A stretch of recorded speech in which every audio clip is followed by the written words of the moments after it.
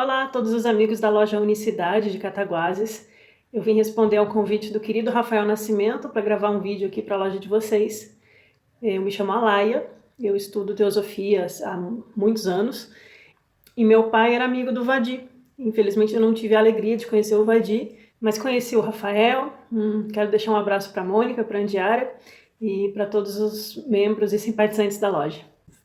Nesses tempos de isolamento social, as lojas estão tendo que se reinventar e eu achei muito feliz essa ideia que o Rafael teve de colocar alguns vídeos, criar um canal para a loja e assim, não sei como está sendo o estudo para todos vocês, mas espero que todos estejam bem e se cuidando nesses tempos difíceis, que também é um momento de grande oportunidade para a gente colocar em prática o ensinamento espiritual.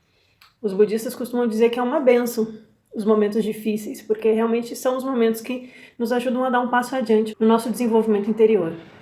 No vídeo anterior, aqui do canal da Loja Unicidade, foi trazido um ensinamento do budismo, do Bhavana Chakra, a roda do Sansara, em que foi demonstrado que não basta a gente gerar mérito, gerar bons karmas para se libertar do Sansara. O Sansara é essa roda de sofrimento, né, que nos prende na existência condicionada de renascer, morrer, crescer, renascer, morrer, porque a geração de bons karmas, de mérito, ainda faz a gente renascer em vidas com muitas oportunidades, mas não rompe a chave que leva ao verdadeiro despertar espiritual, que é justamente a avidya, a ignorância sobre a realidade do eu, do mundo e da interdependência. Na Voz do Silêncio, a gente tem no terceiro fragmento os 7 portais que são abertos com 7 chaves. Né? É uma descrição do caminho das iniciações. A quarta chave é a chave da renúncia ou do desapego. É justamente a chave que vai possibilitar com que a gente se liberte do Sansara. Se libertar do Sansara não é atingir a iluminação. É uma parte do processo. Aquele que se liberta do Sansara é chamado de Arhat. E é o que na teosofia a gente comumente entende como Mahatma. O Mahatma, ou adepto, são aqueles que realmente já se libertaram e atingiram um grau muito elevado de sabedoria e de domínio de suas próprias emoções e condicionamentos, que basicamente não existem mais, né, esses condicionamentos. A renúncia diz respeito à renúncia do eu, da nossa visão de eu, meu, de fazer as coisas para si, de querer colher frutos para si. Né? Então, quando a gente quer colher bons karmas porque faz boas ações, a motivação ainda está muito voltada ao eu e por isso ela ainda está atingida pela ignorância. É muito legal que o Rafael tenha trazido esse tema, que é um tema que eu gosto muito, pois deixa claro que na busca espiritual a gente precisa de um trabalho de transmutação interior. É realmente necessário um esforço. Não é só ser bonzinho. Ser bonzinho, ou praticar o bem, ou ser realmente generoso, que são coisas louváveis, vai ajudar com que a gente tenha acesso a ensinamentos. Né? O budismo ele fala da preciosidade da vida humana, de como é precioso a gente poder ter um renascimento num país onde a gente tem a chance de ser alfabetizado, de ter acesso ao ensinamento verdadeiro, né? Deixando claro que quando a gente fala em ensinamento verdadeiro, quer dizer que existem ensinamentos falsos ou distorcidos, a gente tem que praticar muito discernimento, mas é preciso ter acesso a esse ensinamento, que é um ensinamento que vai nos fazer olhar a nossa própria sombra. E esse processo de integração é um processo de caminhada espiritual também, se levado a um nível bem profundo. Os Mahatmas dizem que não existe a experiência do despertar espiritual sem a experiência da angústia. A angústia mental, ela acaba sendo parte do caminho, porque é quando a gente olha para todos os nossos kleshas, os nossos defeitos, e a gente percebe a nossa ignorância, e aí a gente tem a chance de dar aquele passinho além, que é o que a Blavatsky fala sobre colocar os pés na senda. Só que antes de colocar os pés na senda, a gente precisa, né, limpar os pés da lama, praticar a purificação, se desapegar das expectativas de ser reconhecido, das expectativas de ter cargos, de ter poder, de ter dinheiro, de ter fama, de ser elogiado. A gente precisa deixar de querer ser alguma coisa, porque o verdadeiro teósofo é aquele que não trabalha para o seu eu pessoal, mas trabalha para o bem da humanidade. E aí, vocês me desculpem porque eu me empolgo com os assuntos e eu acabo fazendo um monte de conexões na cabeça e falando mais do que o tempo que eu gostaria, mas aí, motivada, né, por essa apresentação sobre a roda do Sansara e sobre essa quarta chave, que é a chave da renúncia e do desapego, que leva a esse estado da quarta para a quinta iniciação, que é o estado de Arhat, aquele que se liberta, o desperto, eu queria trazer o polo de outra tradição espiritual autêntica, liderada por um grande Mahatma, que é o cristianismo, para a gente falar do mesmo assunto. O mesmo tema vai aparecer nas tradições de mistérios do cristianismo esotérico, que muitos chamam de gnosticismo ou gnosticismo cristão. A gente tem, pela editora teosófica, a tradução do teosofista Raul Branco dessa obra Pisce Sophia. A Pisce Sophia foi um texto que originalmente foi traduzido pelo George Mead, que foi o secretário privado da Blavatsky lá na época de Londres, na loja Blavatsky. Ele era membro do grupo interno. Eu tenho um vídeo no meu canal, o Viveca, se vocês ainda não conhecem, passem lá e se inscrevam também. Só sobre a biografia do Mead, as ideias dele, é muito interessante, que eu gosto muito do gnosticismo. Foi um tema que eu desenvolvi no mestrado de filosofia, mas é uma paixão que eu tenho desde a adolescência. E no Pisce Sophia, Jesus vai trazer essa mesma ideia da libertação do samsara, digamos assim, e de que não basta boas ações.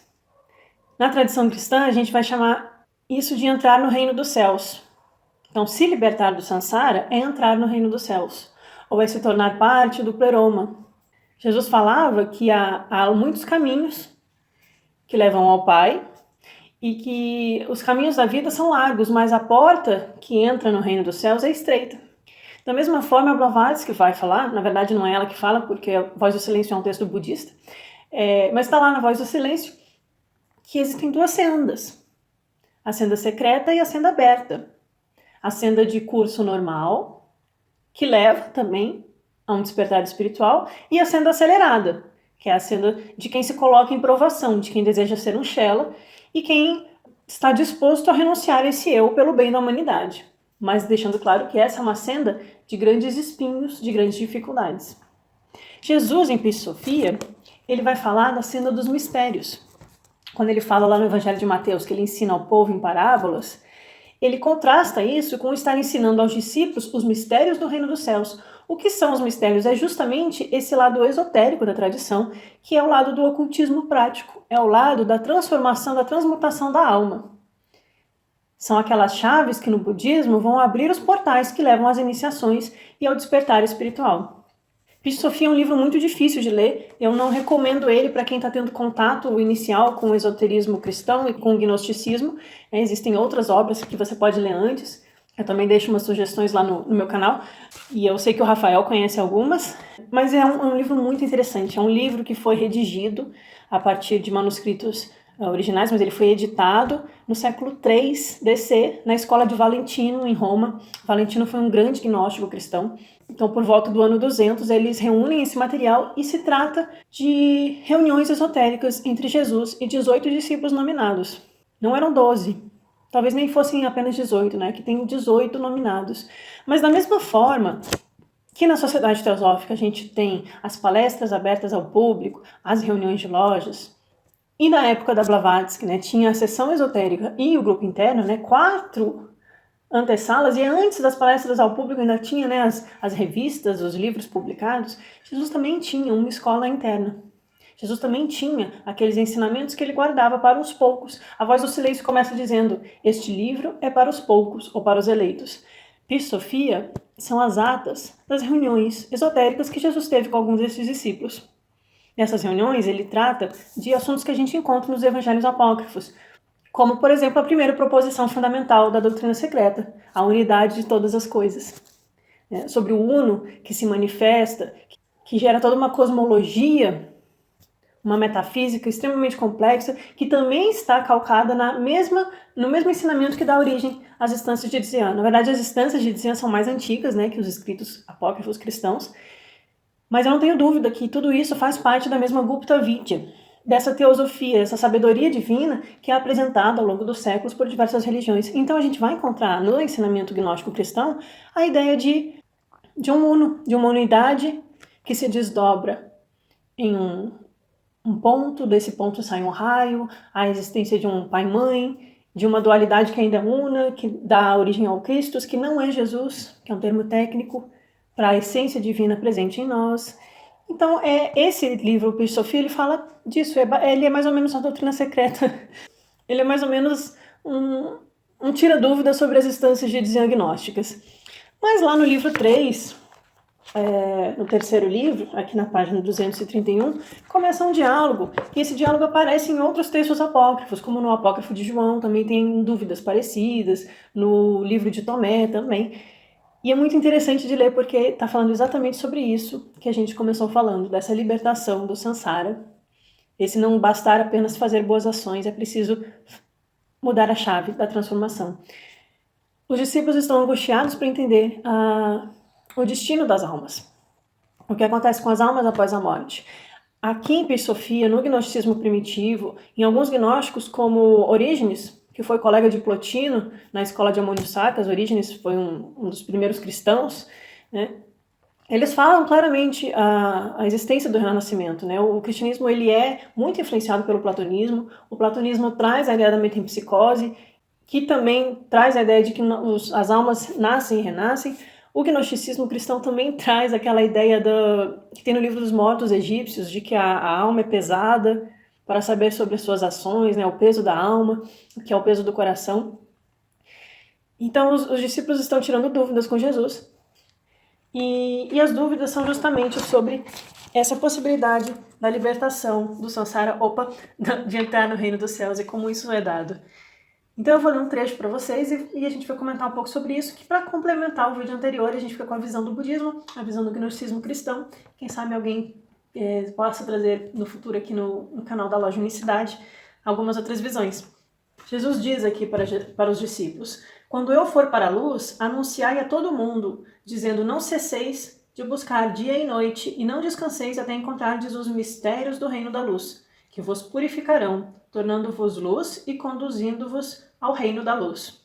Na tradição budista, a gente tem o reino de Tushita, né? A gente tem o reino celestial dos Budas.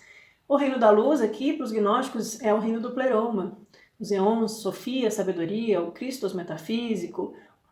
E aí Jesus ensina que a coisa mais importante que os discípulos têm que aprender é que eles devem renunciar.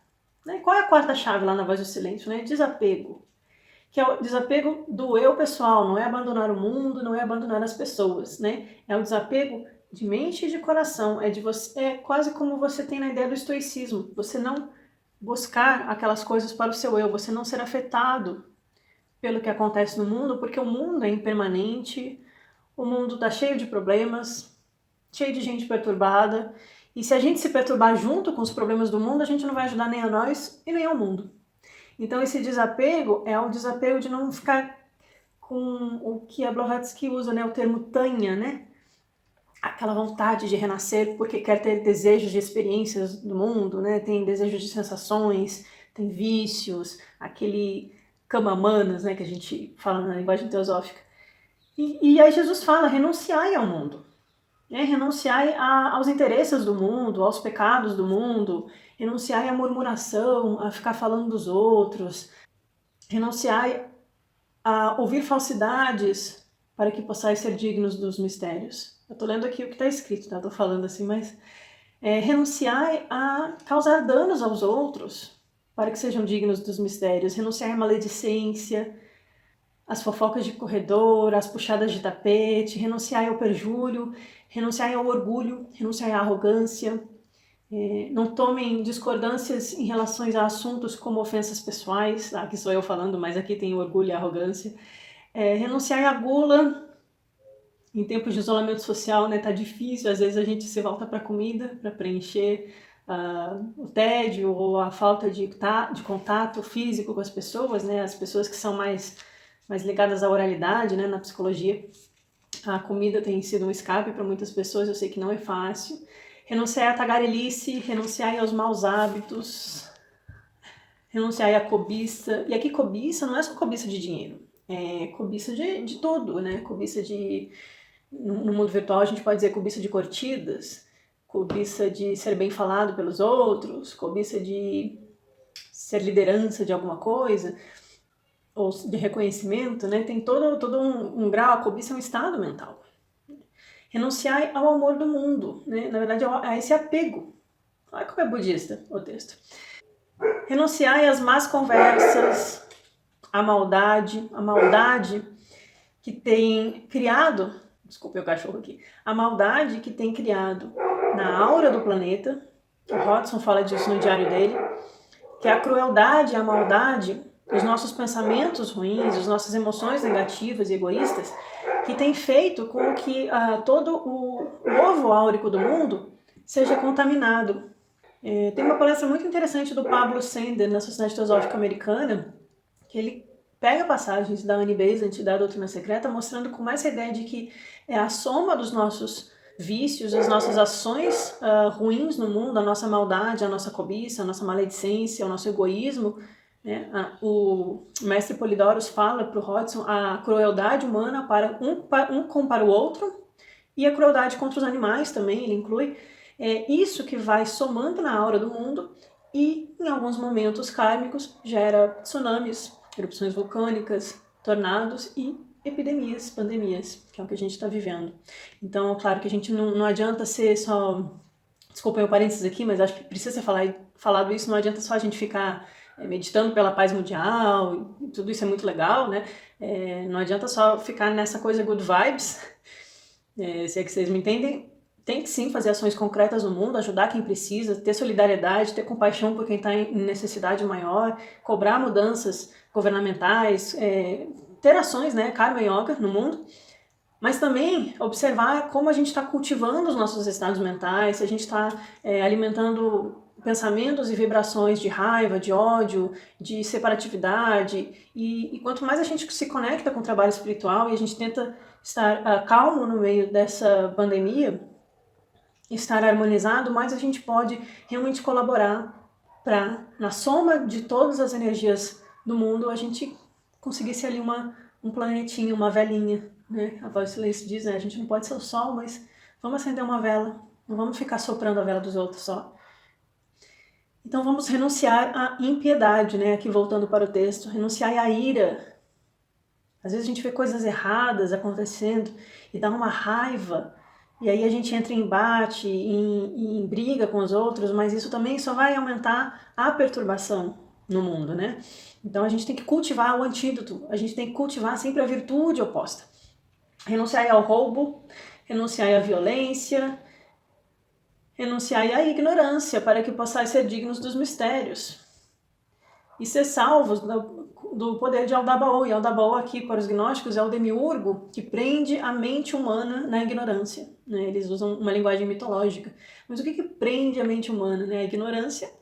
O Aldabaoth é a personificação da ignorância, que no budismo a raiz do sofrimento que faz a gente ficar preso no mundo, né? A avidya, a ignorância.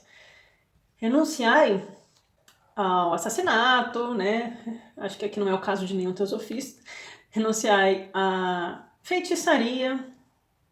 O que a Blavatsky chama de feitiçaria sem véu? Ou magia cinzenta, magia negra. Todo aquele tipo de magia ou de manipulação energética e mental e astral que você faz querendo atingir benefício pessoal ou fazer o mal aos outros. Então, quando você não está com a motivação correta, que é a motivação da compaixão e da libertação do sofrimento para toda a humanidade, como pode ser feliz enquanto a humanidade sofre, se você se envolve com algumas práticas que são de cunho duvidoso e você faz isso pensando em atingir objetivos pessoais, você está praticando feitiçaria. Então Jesus já estava aqui avisando, renunciai a isso, renunciai às doutrinas errôneas.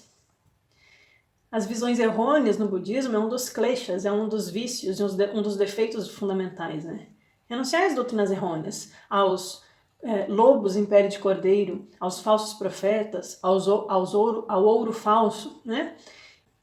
Nós, às vezes, como teosofistas, a gente tende a ser muito displicente, no sentido assim de, vamos ser ecumênico, vamos abraçar tudo, vamos dar espaço para tudo, mas a gente também precisa buscar a raiz, a Gupta Vidya, a verdade fundamental que está além de todas as religiões, e ver o que pertence a ela e o que não pertence. O que é da Kali Yuga, da distorção do ensinamento, da diluição do ensinamento, porque tudo isso é dito por Blavatsky, né, que o ensinamento ele é apropriado e destruído de dentro para fora. E aí nessa batalha surgem distorções. Então a gente também tem que aprender a discernir e a renunciar ao que é falso.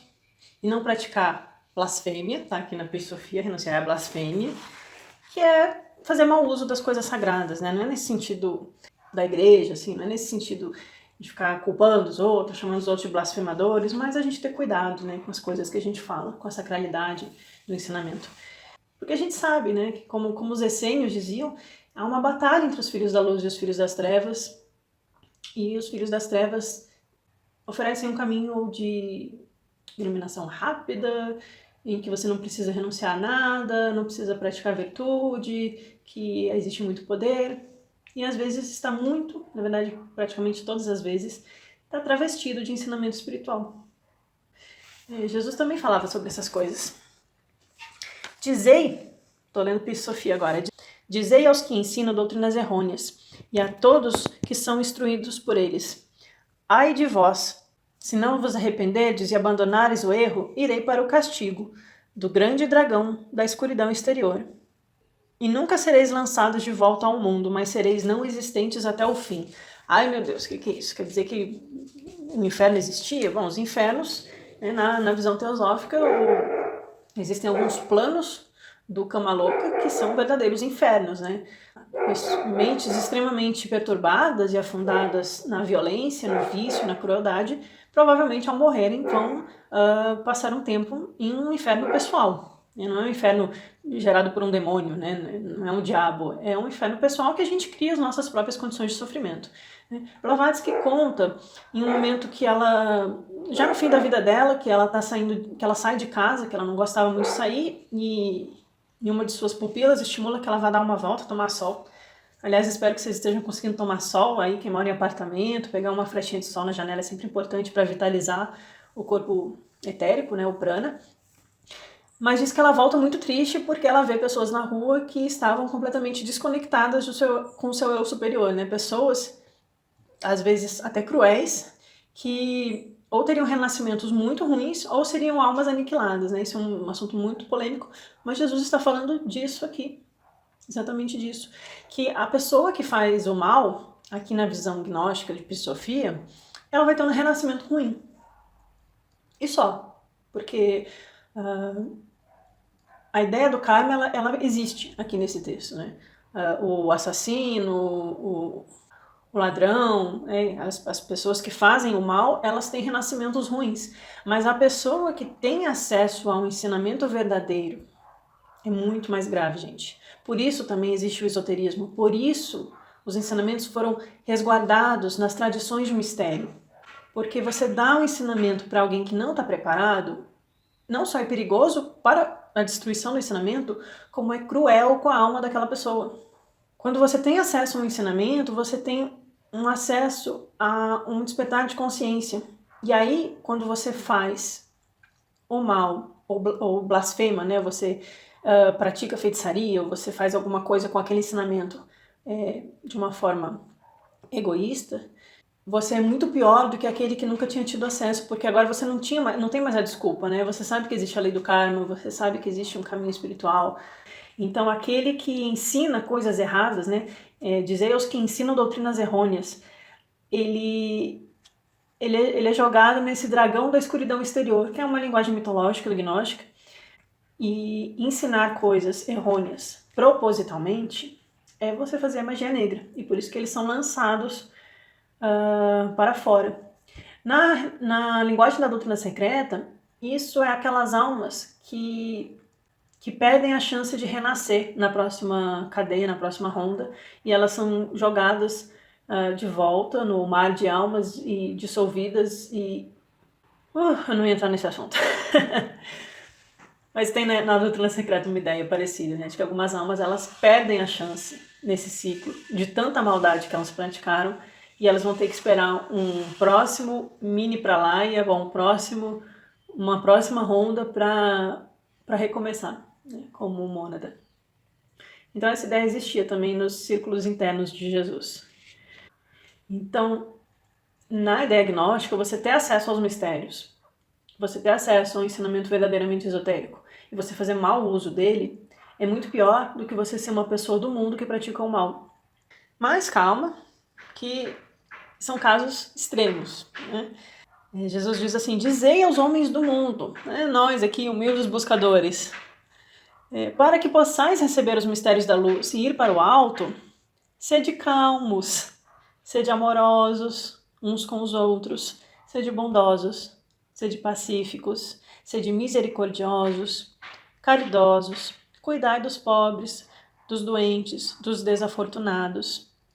Sede amantes do divino, sede justos, bons e renunciai a tudo. É a chave, uma das chaves do caminho é realmente a renúncia e o desapego, gente. Então, para quem que os mistérios devem ser dados? Então, Jesus diz aqui em Pri Sofia que ele trouxe os mistérios ao mundo para que aqueles que estão em erro possam aprender a andar na retidão. Tem, lá nos essênios tem o mestre da retidão, e no óctuplo caminho do budismo, tem o reto meio de vida, o reto entendimento, a reta compreensão, a reta fala, a reta ação. Essa ideia da retidão, ela permeia toda a teosofia espiritual. Jesus fala muito do primeiro mistério, e que o primeiro mistério tem um grande poder e uma dádiva de perdoar os pecados, por assim dizer. Que é aquele que alcança o primeiro mistério, ele consegue se libertar do sofrimento grosseiro. E aí Maria Madalena pergunta para Jesus: Senhor, um homem íntegro, perfeito na retidão e que não tem nenhum pecado, será então atormentado com punições e julgamentos ao morrer? Ou ele será levado ao reino dos céus? Aí aquela questão que a gente estava discutindo, de que não basta gerar méritos, não bastam boas ações. Aqui é muito claro, tá? O renascimento não é assim, morreu vai para o céu, morreu vai para o inferno, Existe um período de infernos, mas essa alma renasce, existe um período de bem-aventurança, mas a alma renasce. Ela só deixa de renascer quando ela alcança os mistérios do primeiro mistério. E aí Maria pergunta, Maria é muito compassiva, ela que é uma das principais discípulas em Pri Sofia, ela é a que mais faz perguntas inteligentes, ela é mais participativa. E ela pergunta, um homem bom, um homem íntegro, um homem bondoso, que não comete pecados graves, ele vai sofrer punições ou ele vai ser levado ao reino dos céus? E aí Jesus diz, um homem íntegro, que não comete pecado, tal pessoa que nunca tenha recebido os mistérios, então ela é boa, mas ela não recebeu os mistérios. Quando for chegada a hora de sair do corpo, os recebedores dos grandes poderes tríplices arrebatam essa alma das mãos dos recebedores das almas, que é quem morre, quando morre tem os recebedores das almas, tá? E aí os poderes do alto percebem essa alma e arrebatam ela das mãos dos recebedores e passam 3 dias circulando com ela por entre todas as criações do mundo, entre todos os planos, e depois de 3 dias levam essa alma para baixo, para o caos, para submetê-las aos julgamentos. Que é novamente aquela ideia do livro dos mortos egípcio, é o julgamento da alma. Só que os fogos do submundo do caos, esse fogo que virou o inferno, na visão católica, eles não incomodam essa alma. Faz uma cosquinha, não causa sofrimento, porque é uma alma com muito bom karma. É uma pessoa boa, realmente boa. Então ela passa por lá, mas só incomoda um pouquinho.